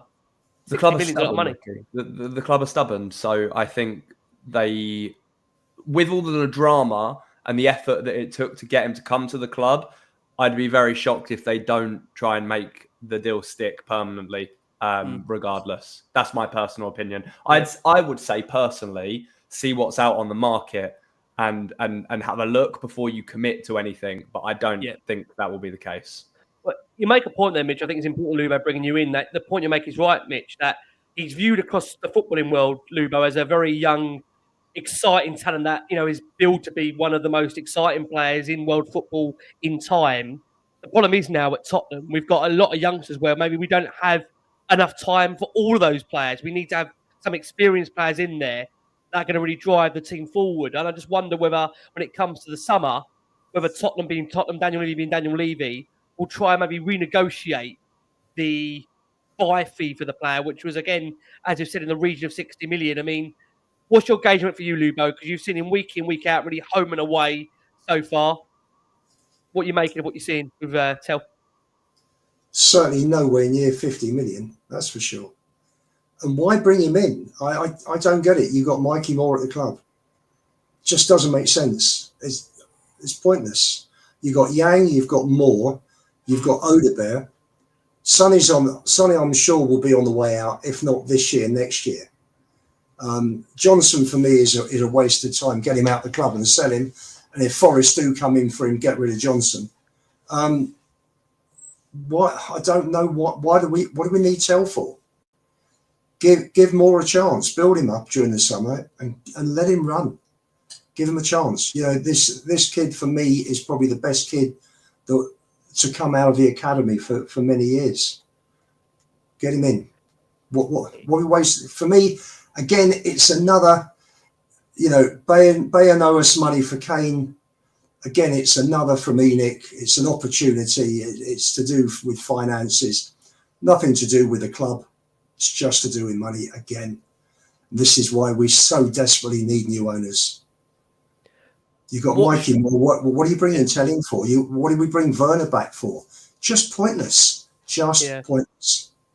It's interesting because, again, I mean, Mikey Moore, on this point, I suppose, Johnny, come over to you. You was on here about a month ago and you stressed some concerns that Mikey Moore had deleted some of his clips from Instagram of his first Spurs goal, and the reality of the fact that he didn't appear maybe to be too happy about his lack of playing time. He's since, really in the last few weeks, been demoted down to the under-21s, I think I'm right in saying. And again, I appreciate that. You know, a lot of Spurs fans love seeing young players coming through and, you know, being given their opportunity. I think the one with Moore, again, is interesting because, again, he's a young player and, you know, there's such a potential about Moore that you don't want other players to really be a blocker to that pathway. And I'm not suggesting Tel would be that blocker, but I think there was some real excitement around the fact of Moore coming through and what he showed in those Europa League games. But I think it was against Ferencvaros where he played very, very well. Again, he got his first goal, of course, for the club as well in one of the recent Europa League games. What's your gauge on it for you, Johnny, with regards to Tel and how that has an impact, maybe, as Lubo mentioned there, around the likes of Mikey Moore, Wilson Odobert, Min-hyuk, who will come back to the club following that expiration of that loan with QPR? Talent blocker, nothing more, nothing less. We got more wingers than Nando's. We do not need another winger. We got a 17-year-old, one of the most exciting talents listed in the top 50 of exciting young talents. And we are signing or looking to sign a player. I was with Lubo in the Fulham game. He can't hold the ball up through the middle. He's never a striker. He might be able to play behind the striker, maybe, potentially. But and then that left, look, he does beat his man. He does take on his man. But do we need to spend 50? Look, you can't kid a kidder, right? He was not our number one target. Our number one target was Kolo Muani, right? And look at Kolo Muani. He's gone to Juventus and he's like smashing goals in left, right and centre. There's a talent that's already ready to come in and do the business. Listen, Tel could go on and become a really good player. But why are we spending 50, 60 million pound, right?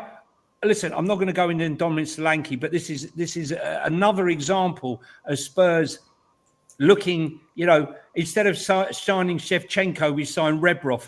We always go for the second choice. And for me, this makes no sense to me to go and spend this money unless, look, if he finishes the season and he does very, very well on that left-hand side, which is where he's meant to be, but you've got Son on the left, you've got Yang on the left, you've got Mikey Moore on the left, and Odobert, look, they're in the French squad. Odobert got 2 assists for the under-21s against England. I think Odebert's he's already showing much more as a player.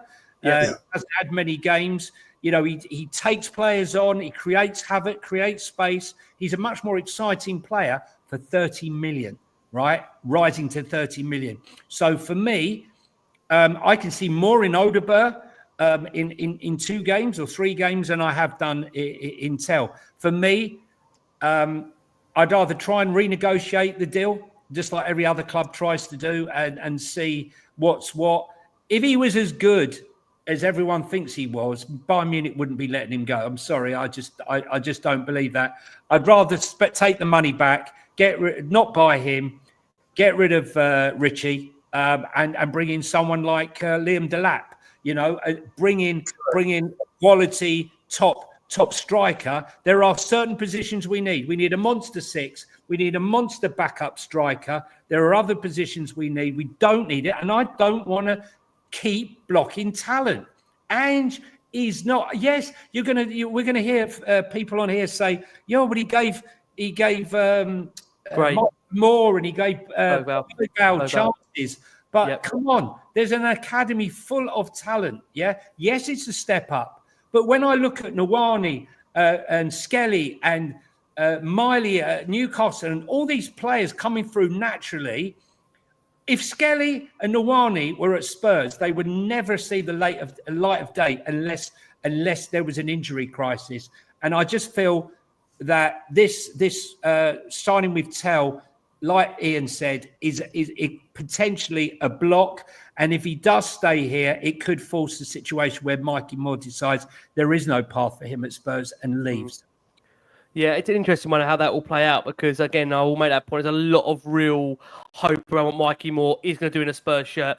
Just to also close on this show, I must just say Heung-Min Son in this last week has spoken out about his own personal form over the course of the season. Sonny has said, I've repeatedly said that I'm in excellent physical condition. I believe I'm in the best shape I've ever been. Since we've had so many matches, I think my club manager and Postecoglou made those decisions to create better situations. But personally, I want to be clear, I feel great and there are no issues. I just want to emphasise that I'm maintaining a very, very good condition. Lucas Bergvall has also spoken out about the fact that he feels this season hasn't been a fair one. He said, not considering how much damage we've had personally, I don't know what the reason is, but as we have talked about with Dayan, there are many, many factors as to why this season hasn't been a great season for Tottenham. Look, it's not human, so of course it's a big factor with the amount of injuries we've had. And there's also been that suggestion as well from the Jewel Garden sports director, Bosse Anderson, who firmly believes that Bergvall did make that right decision by joining Tottenham over Barcelona because he has proven he is a key player for Tottenham. A final bit of transfer news that we've heard over the course of the last week, and is that Spurs are understood to be holding an interest in both Wolves left-back Ryan Ait-Nouri, whose contract is expiring in the summer of 2026. So Tottenham's alarm bells are ringing. And there's also reported to be, again, re-interest in the Brazilian midfielder, João Gomes. So 2 players from Wolves to keep an eye on. We'll see how they'll pan out. I think it's fair to say, I'm sure as we approach transfer season, there'll be much more and more news to be coming your way.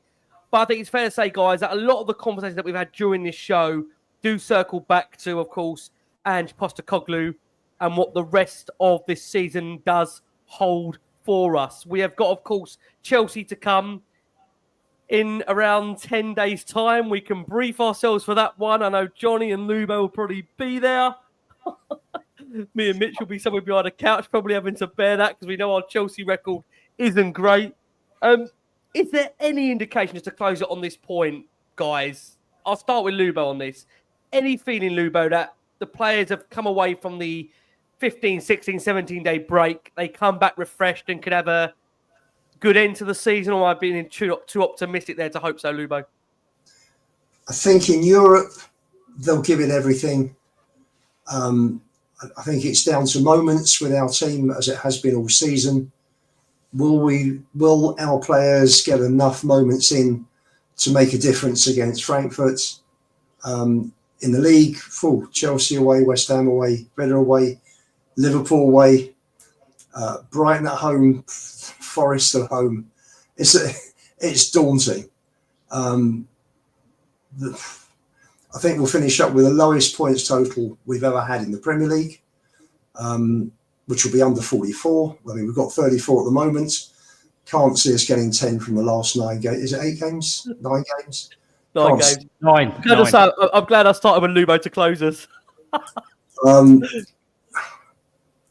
Listen, obviously, I want to see Spurs win the Europa. I think it's really important for the club to start winning trophies. Players who Spurs want to bring to the club will be looking at the club thinking, do you know what? Most Premier League players or players of the stature that hopefully Spurs will be looking at are financially independent. So for them, it's all about medals and winning trophies. Yep. And it's not good when a club comes through that haven't won for 17, 18 years. And other clubs come in that are regular trophy winners. So I like Kolo Muani. So for me, it's important we win the Europa. I really hope we do. I think it's unlikely. I just can't see a good end to the season.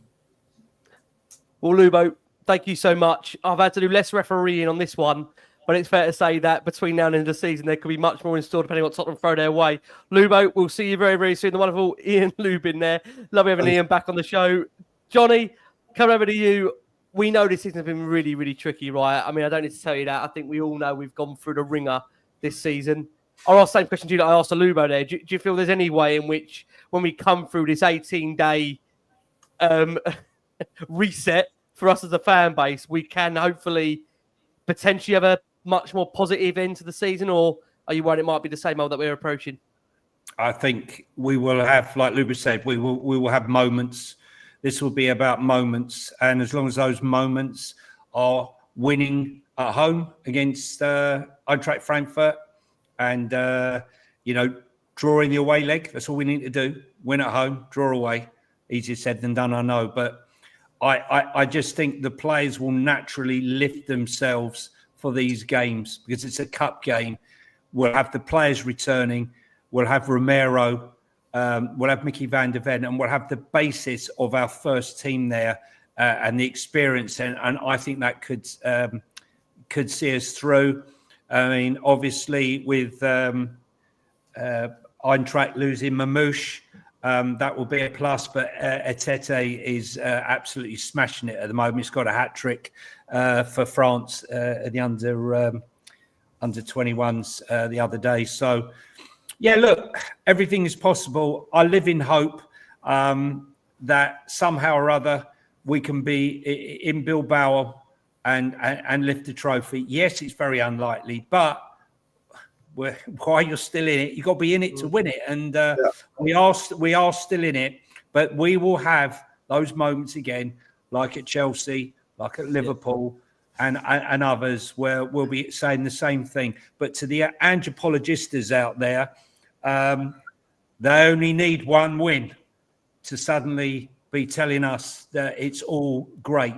But tune in, because Ange will 100% between now and the end of the season be listing a few excuses as to why he didn't win the game, straight out of Mikel Arteta's excuse book.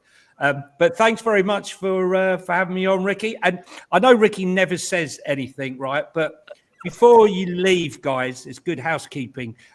If you subscribe if you're not already following, and hit the comment button if you're watching on YouTube, obviously not on Spotify. Thanks for having me on, Ricky. Johnny, always a pleasure. Always a pleasure. I've got to say, I mean, I'm still taking some hope that Lubo said it's unlikely, not impossible, that Tottenham can win the Europa League. But that's more of an upgrade on last week, but he's had a week to recover.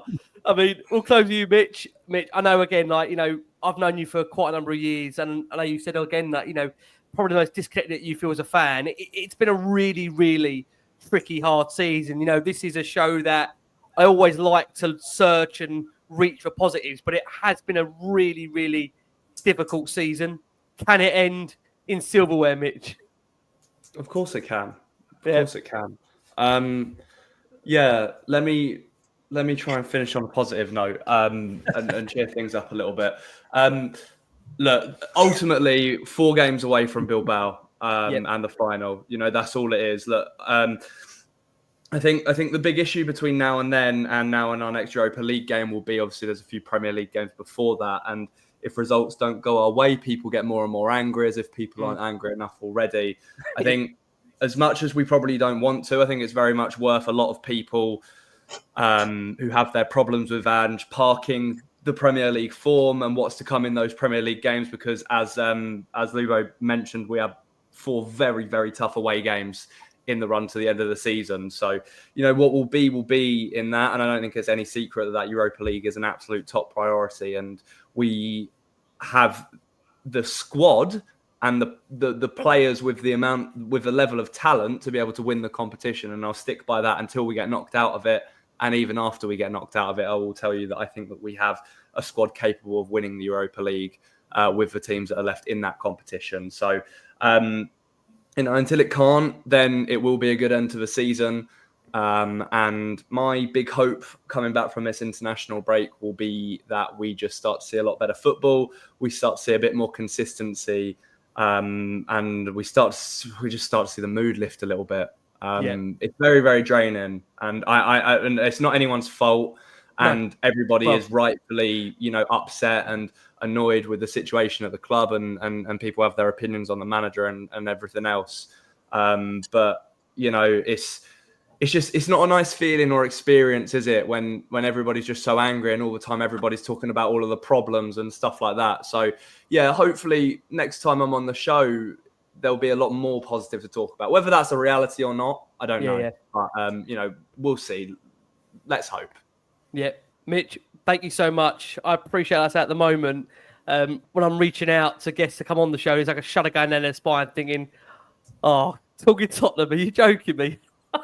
It does feel like at the moment, when you wake up, when you go to bed and you think about the football club, you just got this headache where you just think there's so many more problems than there is solutions. But look, as Mitch has said, the club do go on to win the Europa League.